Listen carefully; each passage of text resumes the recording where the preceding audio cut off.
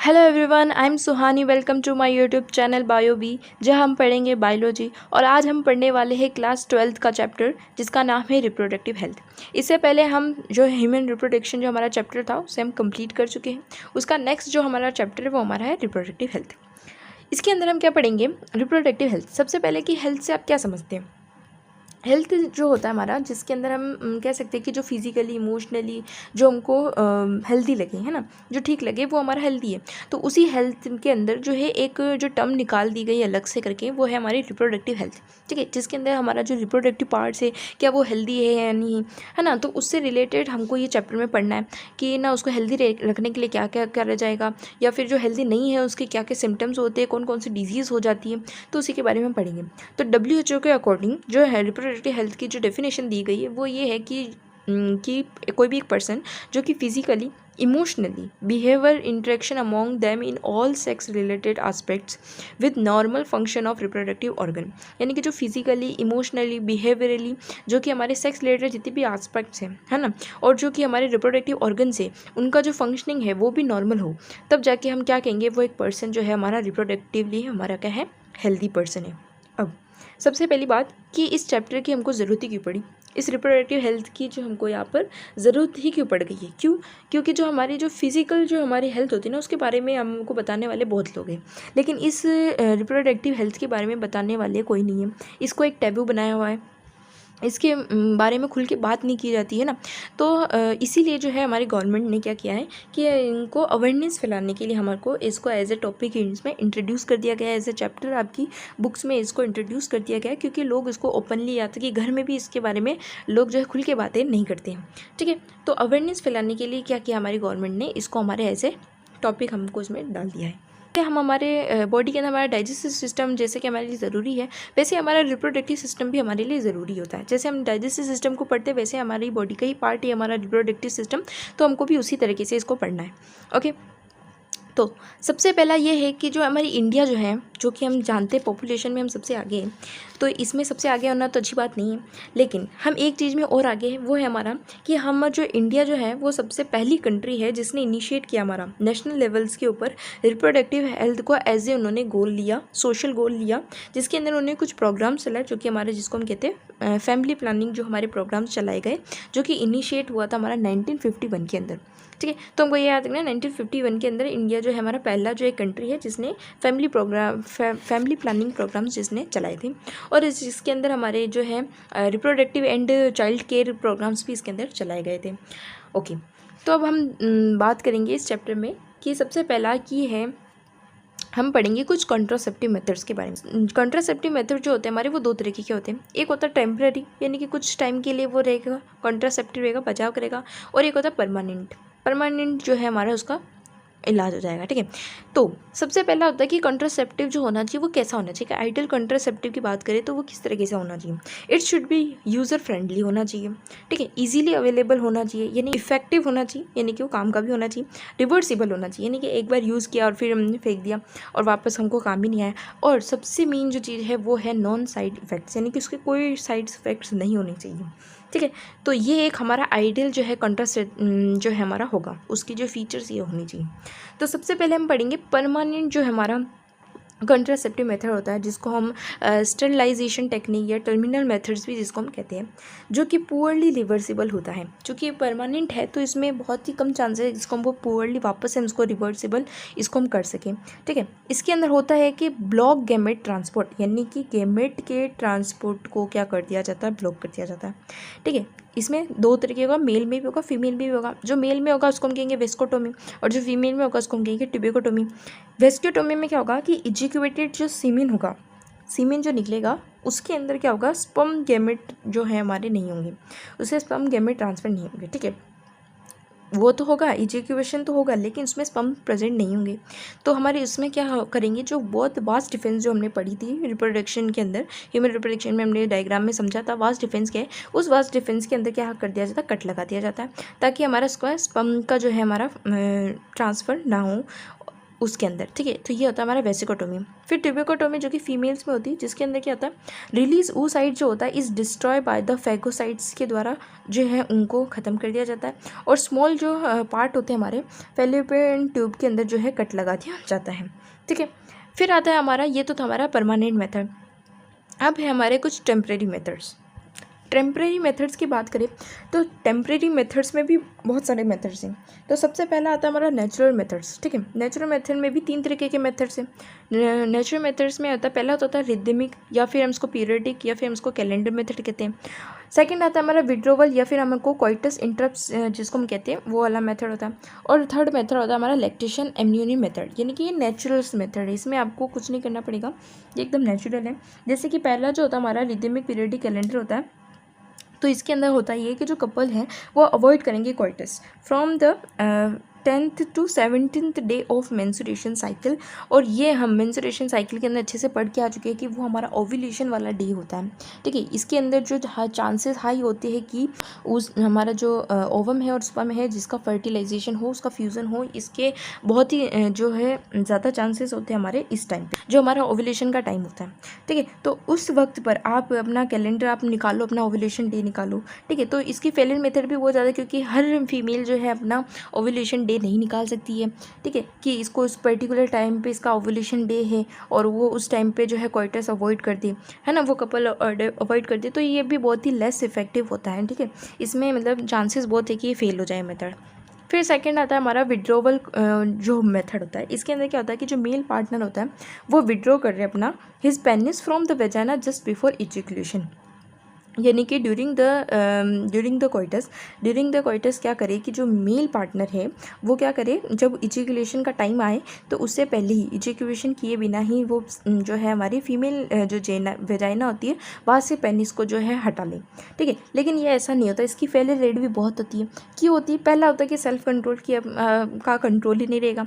Second है हमारा pre ejaculatory fluid, ठीक है। सेल्फ कंट्रोल भी कर लिया आपने तो क्या होगा, प्री इजैक्यूलेटरी फ्लूइड जो है वो मायने रखता है, क्योंकि जो हमारा जो सीमेन जो निकलेगा उससे पहले ही हमारे जो पेनिस से जो है कुछ फ्लूइड निकलता है, और उन फ्लूइड के अंदर क्या होता है, कुछ जो प्रेजेंट होती, कुछ अमाउंट जो हमारा स्पर्म उसके अंदर भी होता है। तो इससे इसका फेलियर रेट बहुत ज़्यादा हाई होता है कि चलो आपने जो है पेनिस को हटा भी लिया, लेकिन उसके बाद में भी चांसेस है कि स्पर्म फीमेल बॉडी में एंटर हो जाएंगे। फिर सेकंड मेथड होता है हमारा लैक्टेशन, जिसके अंदर क्या होता है कि जब मदर ब्रेस्ट फीडिंग कराती है चाइल्ड को, ठीक है, उस वक्त प्रोलैक्टिन जो है हार्मोन बढ़ा हुआ होता है, और मैक्सिमम पीरियड ये 6 मंथ का होता है, यानी कि 6 मंथ तक जो होता है हमारा वापस से जो लेडी है हमारी प्रेग्नेंट नहीं हो सकती है, ठीक है। तो ये 3 मेथड थे, ये तो नेचुरल मेथड थे, और इनके जो है फेलियर होने के जो चांसेस है वो बहुत ही ज़्यादा है। ओके, इसके बाद में आ जाते हैं हमारे बैरियर मेथड। बैरियर मेथड यानी कि हमको एक तरीके का बैरियर लगाना पड़ेगा ताकि जो हमारे स्पर्म जो है ट्रांसफ़र ना हो सके, ठीक है। तो सबसे पहला जो है हमारा उसके अंदर है कॉन्डम, फिर है हमारा डायफ्राम, और फिर हमारा है डाउचिंग, और फिर हमारा है स्पर्मिकल एजेंट्स होते हैं। कॉन्डम जो होता है वो हमारा मेल और फीमेल दोनों के लिए अवेलेबल है, और जो बाकी के जो 3 हैं ये हमको सिर्फ ओनली फीमेल्स के लिए ही अवेलेबल है। कॉन्डम जो होते हैं, जो कैसा आता है कॉन्डम जो होता है हमारा, वो क्या आता है, थिन रबर लेटिस की शीट होती है। मेल के अंदर वो कहाँ लगाया जाता है, पेनिस में लगाया जाता है, और फीमेल के अंदर वो वेजाइना में इसको लगाया जाता है। कंडम जो होता है ये सबसे बेस्ट इसलिए होता है क्योंकि इसके अंदर क्या होता है, ये हमारा कॉन्ट्रासेप्टिव भी होता है, यानी कि हमको ये बचाव भी दे रहा है, साथ में इससे STD भी नहीं होगा, यानी कि सेक्सुअली ट्रांसमिट डिजीज़ भी नहीं होती इस कॉन्डम से। तो condom is the best option of contraceptive, ठीक है। फिर आता है हमारा डायफ्राम होता है। फिर डायफ्राम जो होता है हमारा, इसमें क्या होता है, सर्विकल जो हमारी कैप्स होती है, कुछ वॉल्स हमको मिलते हैं, उसको हमको लगाना पड़ता है, ठीक है। फिर हमारा डाउचिंग, जिसके अंदर क्या होता है, washing of vagina with a strong jet of water, कि हमारा आफ्टर द कोइटस क्या कर ले, हम एक किसी स्ट्रॉन्ग जेल वाटर से हम क्या है वेजाइना को वॉश कर ले, तो चांसेस है कि जो है स्पर्म जो है हमारे मर जाए, उस स्ट्रॉन्ग जेल वाटर से जो है हमारे स्पर्म जो है डिस्ट्रॉय हो जाए, चांसेस कम है इसके। तो ये भी इसका भी फेलियर मेथड, इसका जो फेलियर रेट है वो भी ज़्यादा ही है। फिर आते हैं हमारे कुछ एजेंट, जिसके अंदर हमें कोई क्रीम्स आती है, जेलीज आती है, फोम्स आती है, वेजाइनल टेबलेट्स आती है। उसके अंदर क्या होता है, ये बहुत इंपॉर्टेंट है, ये इससे क्वेश्चन हमेशा आता है। जिंक सल्फेट होता है और उसमें बोरिक एसिड होता है, ठीक है। तो बैरियर मेथड में, कॉन्ट्रासेप्टिव मेथड में कहीं भी किसी भी की उन टेबलेट्स में क्या होता है, उन क्रीम्स में क्या होता है, तुमको याद रखना है, जिंक सल्फेट और बोरिक एसिड होता है। तो ये था हमारा barrier method. Next contraceptive method है हमारा हार्मोनल मेथड्स ऑफ कॉन्ट्रासेप्टिव। इसमें भी 3 तरह के हमारे कॉन्ट्रासेप्टिव्स है। पहला है हमारा ऑरल कॉन्ट्रासेप्टिव, सेकंड है हमारा इंजेक्टेबल्स और थर्ड है हमारा इम्प्लांट्स। ऑरल कॉन्ट्रासेप्टिव्स के अंदर इसके नाम से समझ में आ रहा है कि हमको यहाँ पे कुछ टैबलेट्स की फॉर्म में होंगे जिसको हमको ऑरली लेना है, ठीक है, जिसमें सम डोजेज होते हैं हमारे प्रोजेस्टेरोन और एस्ट्रोजन के, जो कि फॉर्म ऑफ टैबलेट्स के रूप में होती है, जो कि इसको लिया जाता है 21 डेज़ के अंदर after the gap of 7 days, जिसमें हमारी मेंस्ट्रुएशन साइकिल जब होता है, फ्लो होता है, तो उस 7 डेज़ को छोड़ के कि जो बाकी के जो 21 डेज़ है उनके अंदर जो है इन टेबलेट्स का यूज़ किया जाता है। ओके, तो इसमें जो सबसे जो फेमस जो है हमारी इंडिया की ऑरल कॉन्ट्रासेप्टिव वो है हमारी सहेली पिल, जो कि नॉन स्टेरॉयड है, जो कि डेवलप्ड की गई है बाय द CDRI, जिसकी फुल फॉर्म है सेंट्रल ड्रग रिसर्च इंस्टीट्यूट, जो कि लखनऊ में है। और ये बहुत इंपॉर्टेंट है, इससे क्वेश्चन भी आता है। ओके, तो ये क्या करती है, ब्लॉक करती है एस्ट्रोजन रिसेप्टर्स को, जो कि एक 1 वीक पील होती है हमारी। फिर नेक्स्ट आ जाता है हमारा इंजेक्टेबल्स, जिसके अंदर ऑब्वियसली हमको इसमें कुछ इंजेक्शंस दिए जाएंगे, किसके, प्रोजेस्टेरोन एस्ट्रोजन के, जो हमको इंजेक्शंस या दिए जाएंगे, जिसका एग्जांपल है हमारा DEP प्रोवेरा, जो कि 3 मंथ्स के लिए जो है हमारे कॉन्ट्रासेप्टिव की जैसे हमारे लिए काम करेगा। फिर आता है हमारा इम्प्लांट्स। इम्प्लांट्स के अंदर हमारी यानी कि हमारे जो वेजाइना है, हमारी जो यूट्रस है, वहाँ पे हमको कुछ चीज़ें इम्प्लांट्स की जाएगी, जो कि हार्मोनल कंटेनिंग डिवाइसेस होंगी, जिसमें यानी हार्मोन लगे होता है उन डिवाइसों पे, जो कि लॉन्ग टर्म के लिए जो है कॉन्ट्रासेप्टिव की तरह हमारा काम करेगा। इम्प्लांट्स क्या करता है, एक सिंगल रॉड लाइक स्ट्रक्चर होता है, जो कि इम्प्लांट करते हैं through the needle, with the help of needle जो है उसको इम्प्लांट्स किए जाते हैं। ओके, फिर आता है हमारा इमरजेंसी कंट्रासेप्टिव। इमरजेंसी कंट्रासेप्टिव में क्या होता है कि एडमिनिस्ट्रेशन ऑफ एन प्रोजेस्टेरोन और progesterone oestrogen combine within a 72 hours of coitus, यानी कि within a 72 hours of coitus जो है इसका यूज़ किया जाता है। इसका यूज़ जो है अवॉइड प्रेगनेंसी के लिए किया जाता है। इन द केस ऑफ जब ड्यू टू द रेप के केस में मिस्ड पिल, यानी कि आप पिल्स जो है हमारी मिस्ड हो गई है तब, या फिर ये कैजुअल अनप्रोटेक्टेड इंटरकोर्स जब होता है, तो उस दौरान जो है विद इन द 72 आवर्स ही इसका जो है यूज़ करते हैं। इसको हम इमरजेंसी कंट्रासेप्टिव कहते हैं, जिसके एग्जाम्पल है हमारे ओरल पिल, IUDs, RUH-48/6 और हमारी आई पिल्स। ओके, इसके बाद नेक्स्ट आता है हमारा इंट्रायूट्राइन कॉन्ट्रासेप्टिव। इसमें क्या होता है, हमारी 3 तरीके की हमारी, एक है नॉन मेडिटेड, एक है कॉपर रिलीजिंग डिवाइस और एक है हमारा हार्मोनल रिलीजिंग डिवाइस, ठीक है। नॉन मेडिटेड इसमें क्या होता है कि made of A plastic with barium sulphate, जो कि बनी होती है, जो कि प्लास्टिक की होती है, जो कि बेरियम सल्फेट इसमें होता है ना। इसकी जो साइड इफेक्ट होते हैं वो उससे हो सकता है एक्ट्रोपी प्रेगनेंसी। एक्ट्रोपी प्रेगनेंसी जो है हमारी, वो ऐसी प्रेगनेंसी होती है जिसके अंदर जो हमारा जो जाइगोट है, या फिर जो हमारा जो पूरी की पूरी जो प्रेगनेंसी, यानी कि जो हमारा फीटस जो ग्रो होगा वो हमारी फेलोपियन ट्यूब में ही ग्रो होता है। यूट्रस के होने के बजाय वो हमारी फेलोपियन ट्यूब में जब उसकी प्रेगनेंसी हो जाती है तो उसको कहते हैं एक्ट्रोपी प्रेगनेंसी कहते हैं, जिसका एग्जाम्पल है हमारा लिपर्स लूप, ठीक है। तो इससे जो है इसका एक साइड इफेक्ट है जो हमको याद रखना है कि जो इंट्रायूट्राइन यानी कि IUD के अंदर, नॉन मेडिटेड के अंदर हमारा ये साइड इफेक्ट आता है एक्ट्रोपी प्रेगनेंसी।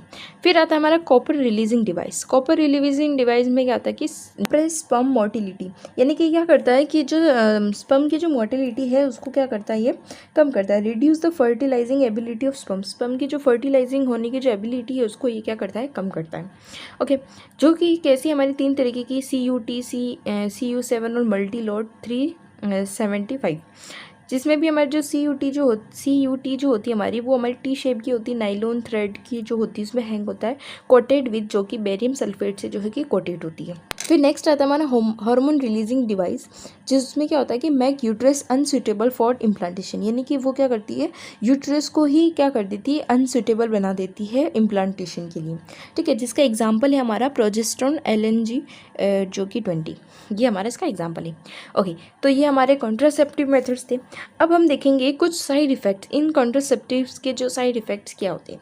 तो इन सारे ही कॉन्ट्रासेप्टिव मेथड में से जो सबसे वन ऑफ द बेस्ट जो कॉन्ट्रासेप्टिव मेथड है वो होता है हमारा कॉन्डोम, जिसमें क्या होता है, उसकी खासियत ये है, एक तो वो कॉन्ट्रासेप्टिव है और सेकंड ये है कि वो हमको सेक्सुअली ट्रांसमिटेड जो डिजीज़ है उससे भी प्रोटेक्ट करती है, ठीक है। इजीली अवेलेबल होती है और इसका जो यूजेज है जो इतना हार्ड नहीं है ना, वो हम सेल्फ ही हम उसका यूज़ कर सकते हैं, ठीक है। तो वो इजीली अवेलेबल भी है हमारे लिए, और वो हम सबसे पहली बात वो नॉन स्टेरॉइड है, इसमें कोई स्टेरॉइड नहीं है, उसमें कोई हार्मोन नहीं है, ताकि जो हमारे को प्रॉब्लम कर सके या हमको इफ़ेक्ट कर सके किसी भी तरीके से, ठीक है। लेकिन जो बाकी जो कॉन्ट्रासेप्टिव है उनमें हमको कुछ जो है हमको साइड इफ़ेक्ट देखने को मिलते हैं। तो जो साइड इफ़ेक्ट होते हैं कॉन्ट्रासेप्टिव की, जैसे कि नोज़िया, एब्डोमिनल पेन होना, इरेगुलर मेंस्ट्रुएशन, ब्लीडिंग होना, कैंसर होना, इस तरीके के जो है साइड इफ़ेक्ट्स हमको देखने को मिलते हैं। फिर आता है medical termination of pregnancy, MTP जिसको हम कहते हैं, जिसमें होता है इंड्यूस अबॉर्शन जिसमें कराया जाता है, जिसमें लीगलाइज कर दिया था इस MTP को 1971 के अंदर विद स्ट्रिक्ट कंडीशन, कुछ स्ट्रिक्ट कंडीशन के ऊपर ही जो है इसको लीगलाइज किया था। ये जो इसका रीज़न था वो था हमारा फेलियर ऑफ कॉन्ट्रासेप्टिव, यानी कि कुछ कॉन्ट्रासेप्टिव जो है हमारे फेल भी हो जाते हैं, तो इस केस में हम क्या करेंगे, इस केस में हमको अबॉर्शन कराना होगा, तो इसलिए इसको जो लीगलाइज कर दिया गया था। और in the case of rape के अंदर, और हमारा जेनेटिक डिसऑर्डर के ऊपर, और हमारी मदर हेल्थ के ऊपर, ठीक है, मदर की हेल्थ को देखते हुए और हमारे बाकी इन सब केसेस को देखते हुए जो है हमको इस MTP जो था हमारा मेडिकल टर्मिनेटेड प्रेगनेंसी, जिसको हमको लीगलाइज कर दिया गया था, जो कि 1971 के अंदर, इससे भी हमारे क्वेश्चन आता है, ठीक है। नेक्स्ट टॉपिक आ जाता है हमारा सेक्सुअली ट्रांसमिटेड इन्फेक्शंस। तो हम कुछ सेक्सुअली ट्रांसमिटेड जो इन्फेक्शंस है उनके बारे में पढ़ेंगे, उनके सिम्टम्स क्या होते हैं वो हम देखेंगे। तो सबसे पहला जो हमारा इन्फेक्शन है उसका नाम है हमारा गोनेरिया, जो कि कॉज्ड होता है नाइसीरिया गोनेरिया से, ये कॉज्ड होता है। अब इसके सिम्टम्स हम वुमेंस में और मेंस में देखेंगे। तो इसके जो सिम्टम्स होते हैं वुमेंस के अंदर क्या होता है कि स्ट्रॉन्ग स्मेलिंग वेजाइनल डिस्चार्ज होता है, जो कि थिन होता है, वाटरी होता है, येलो और ग्रीन होता है। इरिटेशन होगी, एबनॉर्मल वेजाइनल ब्लीडिंग होगी, पेन होगा, बर्निंग होगी, और हमारा जो लोअर एब्डोमिनल पेन होगा। तो ये सिम्टम्स हमको वुमेंस में देखने को मिलेंगे। और यही हमको मेंस के अंदर white, yellow, green thick discharge होगा from the tip of penis, penis के टिप से जो है हमारे को वाइट, येलो, ग्रीन थोड़ा थिक जो है डिस्चार्ज होगा। इन्फ्लामेशन होगा टेस्टिस का, यानी कि जो हमने टेस्टिस होते हैं उनमें इन्फ्लामेशन होगा, इरिटेशन होगा, यूरेथ्रल ईचिंग होगी, पेन होगा, बर्निंग होगा, ठीक है। इसके बाद नेक्स्ट आ जाता है हमारा सिफिलिस जो तो हमारा होता है ट्रिफोनेमा पैलिडियम से होता है। इसके अंदर क्या होता है, इस डिजीज़ में होता है कि फर्स्ट स्टेज में तो होता है हमारा कि पेनलेस स्पॉट्स होते हैं, ठीक है, स्पॉट्स होने लग जाते हैं जो कि पेनलेस होते हैं। सेकंड जो इसका स्टेज होता है उसमें फ्लू होता है, हेयर लॉस होने लग जाता है, रशेस होने लग जाते हैं। और थर्ड स्टेज में क्या होता है कि डैमेज टू हर्ट से ब्रेन तक ये हमारे को डैमेज कर सकता है, और इस डिजीज़ में जो है हमारे को डेथ हो जाती है, ठीक है। तो ये बहुत ही ज़्यादा खतरनाक बीमारी है। फिर थर्ड आ जाता है हमारा जेनिटल हर्पिसिस, जो कि हमारे वायरस होता है, जो कि इसको ठीक नहीं किया जा सकता है, जो कि मे भी हो सकता है किसी थ्रू द सेक्स और by kissing, touching any affected area, किसी भी अफेक्टेड एरिया को टच करने से हो सकता है। अब जो कॉन्डम जो होता है वो प्रिवेंट करता है ड्यूरिंग द सेक्स, है ना, can prevent during the sex, but oral contact with the genital herpes or open sores anywhere can spread the disease, यानी कि जो हमारे जेनिटल जो है उसको अगर हम ओरल कांटेक्ट करते हैं उसके साथ, तो जो कि हमारे लिए बहुत ही ज़्यादा खतरनाक हो सकता है, और उससे हमको जेनिटल हर्पिसिस जैसी जो है हमारे को बीमारी हो सकती है। इसके बाद नेक्स्ट आता है हमारा क्लेमेटिसिस, जो कि पैथोजन जो होता है इसमें वो होता है हमारा क्लेमिडिया ट्रैकोमैटिस, जिससे होता है ये, जो कि इन्फेक्ट करता है genitals of both male and womens, दोनों की आई को, थ्रोट को, रेक्टम को जो है हमारे इन्फेक्ट करता है। सिम्टम्स वुमेन्स पे देखा जाए तो अनयूजुअल वेजाइनल डिस्चार्ज होता है, पेन होता है, burning while passing urine between periods के टाइम पे, और जब हम यूरिन पास करेंगे तो हमको बर्निंग और पेन जो होगा, और पेन होगा ड्यूरिंग द सेक्स के दौरान भी पेन होगा, नोजिया होगा, और हमारा एब्डोमिनल पेन होगा।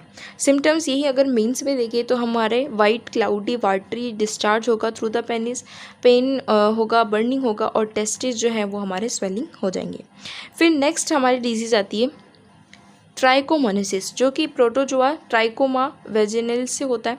सिम्टम्स इन वुमेन्स के देखें तो हम जेनिटल ईचिंग होना, बर्निंग होना, वेजाइनल में रेडनेस आना, frothy yellow green vaginal discharge होना, स्ट्रॉन्ग ऑर्डर आना, बहुत ही ज़्यादा गंदी बदबू आना, और ब्लड स्पॉटिंग भी हमको देखने को मिल सकता है, डिस्कम्फर्ट हो सकता है ड्यूरिंग द सेक्स।